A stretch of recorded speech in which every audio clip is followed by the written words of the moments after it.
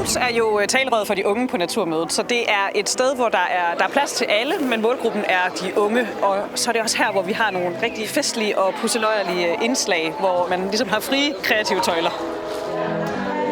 Vi har haft alt muligt fra pantomineteater, koncerter, vi har også debatter, sådan rimelig heftige debatter også en gang imellem. Det er de unge selv, de unge scener. Det her, at der ligesom er plads til os, og måske de lidt nyere og moderne meninger og holdninger til naturen og hvad der foregår.